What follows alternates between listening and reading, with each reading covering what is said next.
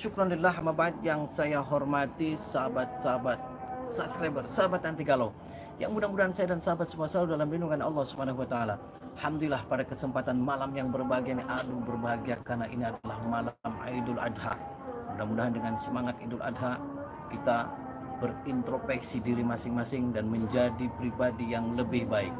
Mudah-mudahan sukses menyertai sahabat-sahabat semua. Yang penting selalu waras, berkah, sugi, beras, barangnya akan sering keramas, tuntas. Perbanyak sholawat, perbanyak istighfar, perbanyak baca Al-Quran, dan selalu perbaiki sholat. Semakin sholat kita baik, insya Allah kehidupan kita akan lebih baik. How are you? I'm fine. Selamat Hari Raya Idul Adha. Sukses menyertai kita semua. Dan mudah-mudahan kelak yaumul qiyamah, yaumul mahsyar, saya dan sahabat semua akan mendapat syafaatnya Rasulullah Sallallahu Alaihi Wasallam. Allahu Akbar, Allahu Akbar, Allahu Akbar. La ilaha illallah, Allahu Akbar. Allahu Akbar walillahil hamd. Allahu Akbar, Allahu Akbar, Allahu Akbar. La ilaha illallah, Allahu Akbar. Allahu Akbar walillahil hamd. Allahu Akbar, Allahu Akbar, Allahu Akbar. La ilaha illallah, Allahu Akbar. Allahu Akbar walillahil hamd. Ayo. Allahu Akbar, Allahu Akbar, Allahu Akbar. La ilaha illallah, Allahu Akbar. Allahu Akbar walillahil hamd. Allahu Akbar, Allahu Akbar, Allahu Akbar. La ilaha illallah, Allahu Akbar. Allahu Akbar walillahil hamd. Jadi begini sahabat, saya malam Idul Adha ini berada di daerah Desa Luwung, Kecamatan Mundu, Kabupaten Cirebon. Ini adalah dulu desa ini mempunyai nilai sejarah yang sangat luar biasa bagi kehidupan abah saya, kakek moyang saya, dan sampai buyut-buyut. Ini adalah kalau sahabat pernah melihat konten saya sebelumnya, ini adalah makam daripada abah saya, yaitu Allah maghfirlahum warhamhum warhamhum. Ini adalah beliau, nama Haji Lukman Hakim. Beliau adalah inspirasi bagi saya. Beliau adalah pejuang yang sangat luar biasa, yang bisa tidak pernah takut dengan siapapun kecuali takut sama Allah. Beliau adalah selalu menasihati saya. Beliau adalah selalu penyemangat hidup saya. Nah, beliau adalah bapak saya. Ini adalah kakek bapak dari bapak saya. Ini adalah Kiai Hudori. Kiai Hudori adalah bapak dari bapak saya. Beliau adalah seorang praktisi juga, dan beliau adalah seorang pejuang yang dari dulu benci sekali dengan yang namanya sihir-sihir. Dan beliau ini adalah Kiai Hudori, adalah kakek saya. Nah, ini adalah nenek bapak punya ibu. Beliau adalah Nyai Zahro. Nyai Zahro itu adalah punya bapak yang bernama Raden Hilal. Raden Hilal nanti di sebelah sana. Dan Raden Hilal mempunyai bapak lagi, yaitu Imam Raden Hilal. Terus Imam apa sih sekalian lah. Yang penting beliau jalurnya ini adalah Raden Hilal dari kesepuhan Kabupaten Cirebon. Nah, kalau beliau adalah Kiai Hudori. Kiai Hudori adalah terkenal, beliau itu seorang yang ahli tirakat sampai tirakatnya itu 20 tahun beliau selalu jalan kaki, memutari dan keliling-keliling nyari tukang santet dari dulunya. Karena saya tahu cerita betul dari abah saya, yaitu Abah Yai Lukman Hakim. Ini adalah bin Kiai Hudori, dan ini adalah ibunya Nyai Zahro bin Raden Hilal. Nah, terus yang sebelah lagi ini adalah bapak daripada Kiai Hudori. Nah, kakek saya yaitu Kiai Hudori mempunyai bapak lagi yang bernama Kiai Jamhur. Nah, Kiai Jamhur adalah terkenal dulu itu selalu dibenci tukang santet, dibenci ahli-ahli sihir. Bahkan Kiai Jamhur sendiri itu pernah mau dibunuh beberapa kali sama dukun santet, bahkan sempat diceburkan ke laut. Jadi persatuan dukun santet, persatuan sihir tidak merasa terganggu dengan adanya Kiai Zara. Abah saya Kiai Hudori. Nah, ini adalah Kiai Jamhur. Kiai Jamhur adalah orang yang ahli tirakat.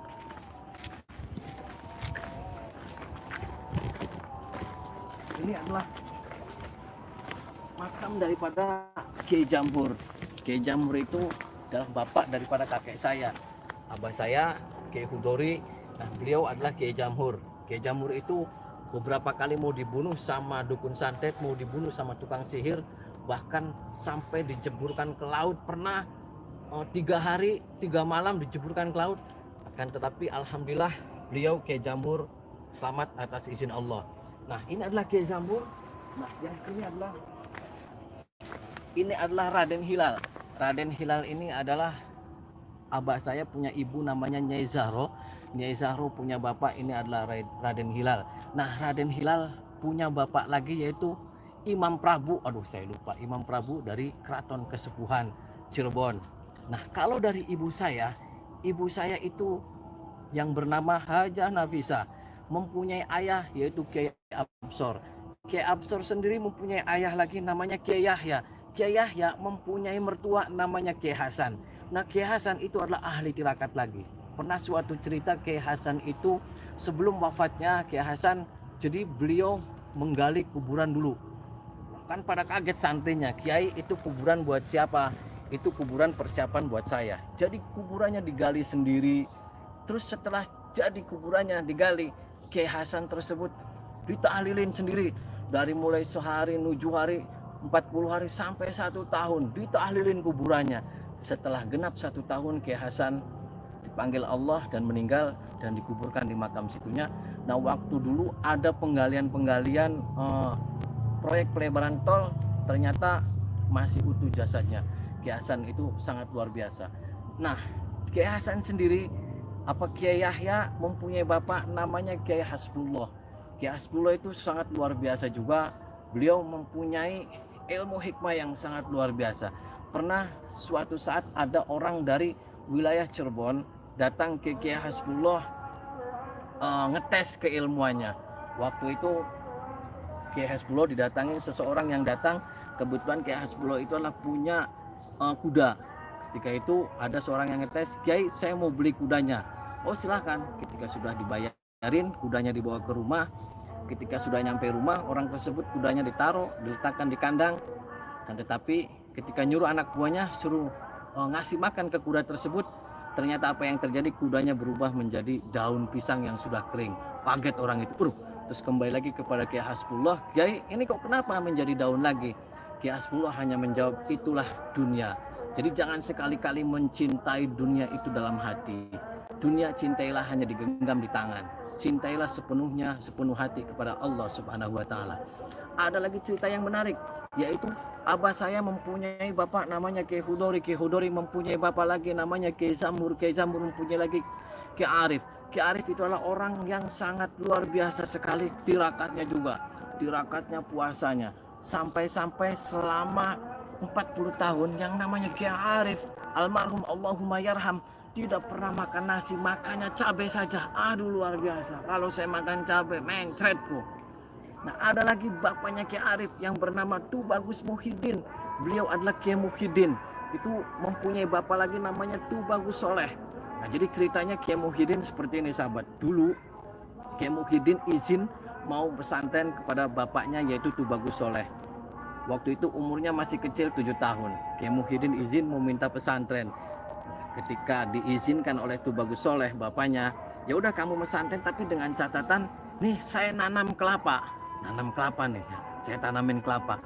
Kamu jangan pernah pulang sebelum kelapa ini muncul buahnya. Apa yang dijawab oleh Tubagus Muhyiddin? Nggih, Pak, saya akan pesantren, saya akan memenuhi janji saya tidak akan pernah pulang sebelum kelapa ini berbuah. Dan yang perlu kamu ingat, anak 7 tahun nih sahabat, nih saya tidak mau ngasih kamu uang, akan tetapi saya akan ngasih saja beras. Beras itu 1 kati, nih secukupnya kamu di pesantren, jangan pulang, saya cuma ngasih beras aja 1 kati. Tapi Kiai Muhyiddin tidak pernah gentar, tidak pernah takut. Nggih, Mbah, saya berangkat pesantren. Ketika sudah berangkat pesantren, apa yang terjadi? Ketika sudah sekitaran umur 15 tahun, kelapa itu berbuah, pulang. Ketika pulang, beras yang dikasih sama abahnya Tubagus Soleh itu masih utuh. Kaget bapaknya, lah kamu selama di pesantren makanya apa nak? Kan abah bilang itu kelapa, pakai kelapa itu beras saya pakai kalau butuh saja. Selama saya di pesantren saya tidak membutuhkan beras ini. Lah kamu makannya apa nak di pesantren? Saya makannya, bah kebetulan di belakang pesantren itu ada daun pohon pace. Jadi saya kalau makan itu nunggu pace itu jatuh matang baru saya makan. Kalau nggak ada makanan pace yang jatuh saya nggak pernah makan. Jadi yang selama ini 15 tahun saya di pesantren, saya hanya memakan pace jatuhan yang di belakang pesantren. Lah kalau kamu makan nasinya, saya mengandalkan nasi itu dari teman-teman yang kalau datang bawa nasi saya baru makan nasi. Itulah cerita-cerita daripada Kiai Hasan, Kiai Yahya, Kiai Hasbullah, dan juga ini adalah Raden Hilal, yaitu terus ada Kiai Jamhur. Itu sangat luar biasa sekali. Itu menandakan bahwa beliau adalah orang yang bukan sembarangan di Kabupaten Cirebon ini. Jadi saya mengikuti jejak beliau, walaupun saya tidak sepenuhnya, walaupun saya al-fakir, saya masih bodoh, saya masih kurang apa-apa, akan tetapi saya terus belajar dari beliau-beliau bahwasanya hidup ini satu, harus bagaimana kita bisa menahan amarah, bisa prihatin, intinya prihatin dalam hidup itu. Karena saya waktu di pesantren diajarkan oleh abah saya, almarhum Allahumma yarham, kamu harus prihatin. Kamu jangan mentang-mentang saya, bapak saya punya uang banyak, kamu di pondok jangan mentang-mentang. Saya waktu pertama kali pesantren dikasih uang sama abah saya cuma 20.000 untuk 1 bulan. Sampai terakhir 7 tahun saya di pesantren pertama, sampai 50.000 1 bulan. Apa cukupnya teman saya? Alhamdulillah, karena saya sudah biasa makan tidak makan, yang penting kumpul. Ini ngecaprak bening kuburan.